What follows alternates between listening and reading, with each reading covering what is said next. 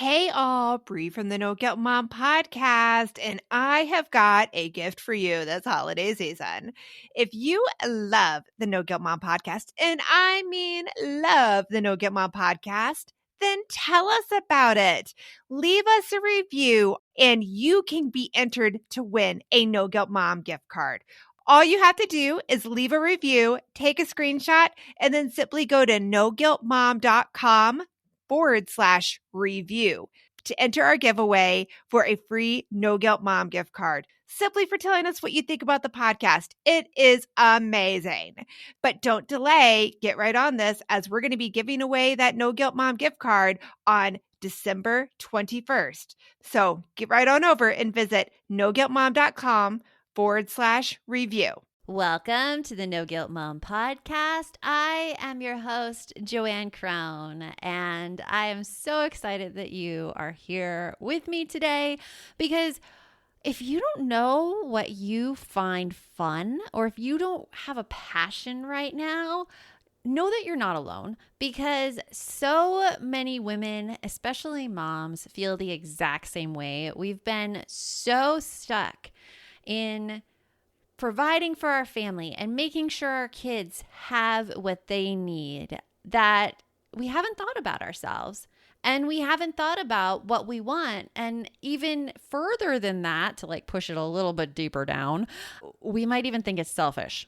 And in this episode, I am going to show you a quick mindset shift that you can do that is actually going to help you figure out what you like to do, figure out your passion, figure out what you find fun, and it's going to blow your mind. Because when I started thinking this way, I went from blaming everyone else, feeling out of control of my life, to now having so much energy, having so much excitement about the day when I wake up, having a better relationship with my husband. It is world changing when you hear this. So let's get into it, because here at No Guilt Mom, we want to take you from feeling like the martyr in your family to the model, the role model who's showing your kids what a fulfilled adult life looks like, and taking you from feeling tired and exhausted and overwhelmed to feeling energized and really ready to conquer the world. Let's get into it. And as I mentioned before, this is all just a mindset shift. So it's something really, really easy that at the end, I'm going to give you a little homework assignment that I want you to do. And this homework assignment is only going to take you 2 minutes each night. That's it. That's your only commitment right now. Okay, you ready to get into it? I want to start with a little bit of a story. So I have my national board certification as a teacher, and the national board certification process is strenuous, like strenuous. People go through it, and it is a harder process. At least it was for me. It was harder than getting my master's degree. Like, that's how difficult this process is. What it requires you to do is you have these set of standards that when you first see them, you're like, these don't make sense. What exactly are they referring to here? And they ask you to put together first 4 portfolio entries. At least this is how it was when I went through the process, which was about 10 years ago. 4 portfolio entries where 2 of them involved you filming yourself in your classroom, teaching a specific subject, working with students. And then you had to review the video and write this long essay of reflections and how you're teaching to these national board standards, which don't make sense, and how you are using this experience to then figure out what to reteach to your students. So that's 2 of the entries right there. Another one of the entries is providing student work samples. And this is specifically in writing. For my certificate, I have the Middle Childhood Generalist certificate. So it's really working with 3rd through 6th graders. And I had to provide student writing samples and show how I analyze these writing samples and how I use them then to reteach the content. So that was another one of the 4 portfolio entries. And then the last portfolio entry was about parent involvement. And I had to show how I increased parent involvement in my classroom. In addition to that, it's sitting in a test center And the test is 3 hours long, 6 sections. You get 30 minutes apiece for each section. One section's on reading, teaching reading. One section's on teaching math, teaching science. And I forget the other 3. But it's a strenuous process. And the thing with this process is that you can do the whole thing in 1 year. You submit all your work in March, and then you wait until November to see if you passed. And if you didn't pass in November, you got to pick the portfolio entries to redo 1 or 2, submit those in March, wait until the next November, and then do it again. But you only got to do this 3 times, 3 years. And at the end of the 3rd year, if you didn't get the necessary amount of points, you had to redo the whole thing. Okay. So it costs some money. It's a lot of time. I started this with one of my best friends from high school, Bridget. And props to Bridget, by the way. She is up for Arizona Teacher of the Year now. So very exciting for her. And I am super proud of her. But we went through this process and we had this kind of battle cry, one and done. It'll be one and done, 1 year and done with the process. So I did all my portfolios. I took the test, submitted in March, waited till November. And I was so nervous in November. Like the night before, my stomach was in knots. I had a hard time sleeping. I woke up really, really early. I logged in. Oh my gosh, scores were ready. I checked my score and I had missed it by 15 points. 15 points. My friend Bridget had gotten it first try. She had one and done. I was happy for her and I was so down on myself, completely miserable and blaming everybody else in the process. I was like, these standards are stupid. This whole process is just ridiculous because I thought that it was going to be easy. I thought, oh my gosh, here I am. I'm the high achiever. I'm going to come in. I'm going to nail this. And then I didn't. And it was a huge, huge blow to my ego. I cried that entire day. I did a little retail therapy and got a very cute pair of boots out of the whole process, which I loved. That's another story. But I couldn't get myself out of this hole. I didn't want to talk about it. And I felt that I was a failure. Yes, I pushed it off on other people, but that was really just to save my own ego because it's either push it off on other people or put it on myself and be like, yeah, I failed. I'm not good enough. Luckily, I had gone through this process with a coach. They have a great center here in Arizona called the AZ K-12 Center. It's still around. And I started my process for national board certification through them, and they coached me. They have workshops. And when I had my scores, one of the coaches called me, Elena. I was on the phone with her just crying. She gave me another perspective. She said, you know what, Joanne? You are now 92% of the way there.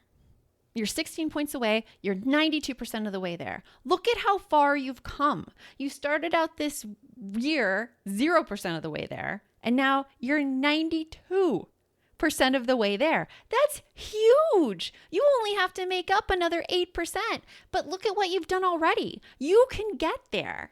When I first heard her, I didn't believe her. She told me, she's like, you know what? Sit in this. Think about this.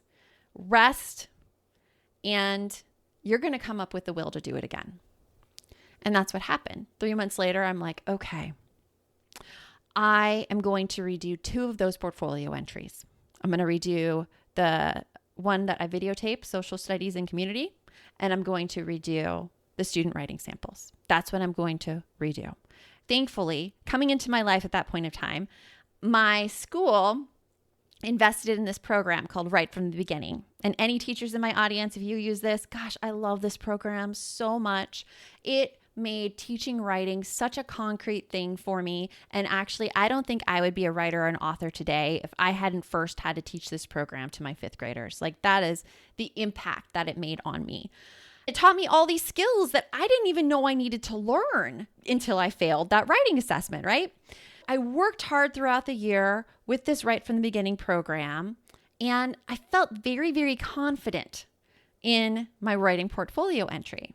And I also worked hard too with the social studies one community. I did what I thought I needed to do, but I'm like, I don't really know if it's there, but I'm going to submit this anyways.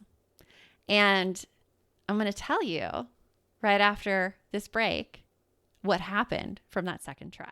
This message is sponsored by Greenlight. It is so hard to raise kids who know how to manage money. Bree, right now, my kids are all about earning money for presents. My daughter wants to get presents for all of her friends, and my son is doing a Secret Santa with his friends. Oh, I hear you. And if you're looking to raise kids that are financially responsible, we have got a lifesaver recommendation for you that you need to check out. It is Greenlight. Greenlight is a debit card and money app made for families that gives kids and teens an easy and fun way to gain financial literacy, all while giving parents peace of mind. You can send instant money transfers, automate allowance, and even keep an eye on kids' spending with real-time notifications. Meanwhile, your kids can begin their journey towards financial autonomy by learning how to save, invest, and spend wisely. So sign up for Greenlight today and get your first month free when you go to greenlight.com/NGM. That's greenlight.com/NGM to try Greenlight for free. Greenlight.com/NGM. Hey, all, Bree here, and I wanted to share one of my favorite gifts to give during the holiday season, a Storyworth book. It is the most amazing gift ever. Storyworth is an online service that lets you create a special and unique gift of someone's story. I've given Storyworth books to both of my parents, and it has been their favorite gift, hands down. And did I mention it is so easy? Storyworth emailed my parents questions every week that I handpicked from their massive list of questions that they have. All my parents had to do was open their email and answer them. That easy. I asked my dad questions like, did you have any rules that you set for yourself as a parent, which you immediately broke? And he did. I even asked both of my parents, are you more like your mom or your dad? And they shared a lot of really amazing qualities that I didn't know about my grandparents at the time. Then at the end of the year, Storyworth compiles all of their answers, puts them into this gorgeous book that covers everything. My parents love showing us their books, and I personally love getting a chance to read them. With Storyworth, I am giving those I love a thoughtful and personal gift from the heart that preserves their memories and stories for years to come. Go to storyworth.com/NGM and save $10 on your first purchase. That's storyworth.com/NGM to save $10 on your first purchase. Submitted my portfolio in March, second time, waited till November. Here I was looking for score release. There we go. It hit my inbox. Scores are up. I pull it up. I am 1 point away. 1 point away. Like, it was one of those instances where I'm like, okay, can I call somebody to have them rescore? Like, maybe this is a mistake. Maybe I could get a higher score. I mean, it was 1 point. But it didn't hit me as hard this time because now I saw, okay, I'm 99% of the way there. I'm 99%. All I need to do is hit that additional 1 point. I can do this.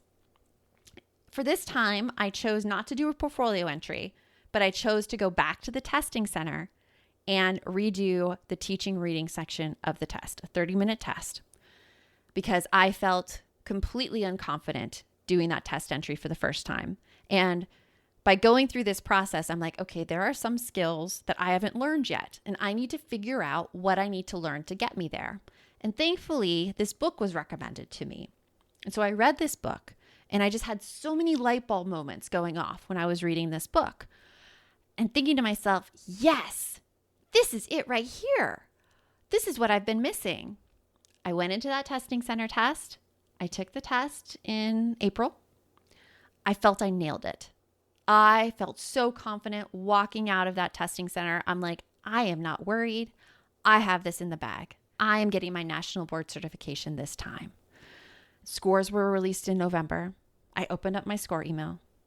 I had beaten that minimum by 16 points. 16 points I gained on that. 16 points over the minimum in that one test. And I made it, and I got my national board certification right where I was supposed to. I made it within the 3 years. That entire process taught me so much about energy, and it taught me what I needed to do to go for a big goal.